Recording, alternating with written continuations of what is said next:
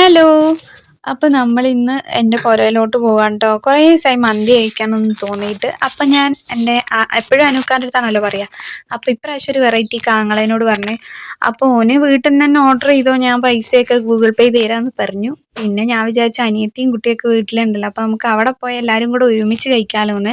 അങ്ങനെ ഞാൻ ടൗണിലേക്ക് പോയി. അവിടുന്ന് ഓൻ തന്നെ എന്നെ കൂട്ടിയിട്ട് കൊണ്ടുപോയിട്ടോ. കൂട്ടാൻ വേറെ ഒന്നുമല്ല, കാരണം ബസ്സിൽ അമ്മാതിരി തിരക്കായിരുന്നു. അപ്പം ഞാൻ ഓനെ വിളിച്ച് നോക്കിയപ്പോൾ ഓന് ടൗണിലുണ്ടായി.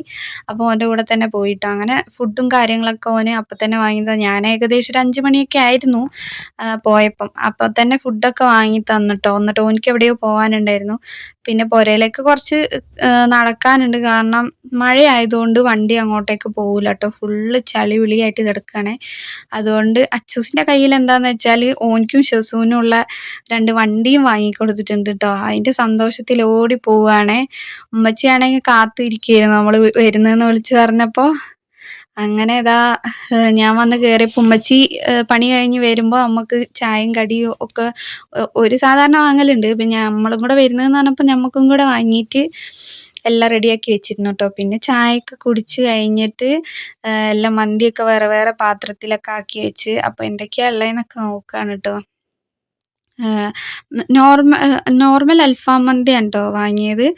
അപ്പോൾ അതും പിന്നെ നമ്മുടെ മയോണീസും ചട്നിയും ചമ്മന്തിയും അങ്ങനത്തെ സാധനങ്ങൾ. പിന്നെ ഉമ്മച്ചിക്ക് ബീഫ് ബിരിയാണി വാങ്ങിയിരുന്നു കേട്ടോ. പിന്നെ അതൊക്കെ കഴിഞ്ഞ് കുറേ നേരം നമ്മൾ വർത്താനമൊക്കെ പറഞ്ഞിരുന്ന് പിന്നെ ഉപ്പച്ചിയൊക്കെ വരാനായ ഒരു സമയത്താണ് പിന്നെ ഞാനും ഫുഡ് കഴിക്കാനിരുന്നത് കേട്ടോ. അപ്പോൾ ഇത്രയുള്ള അടുത്ത വീഡിയോ ആയിട്ട് കാണുന്നവരെ ബായ്.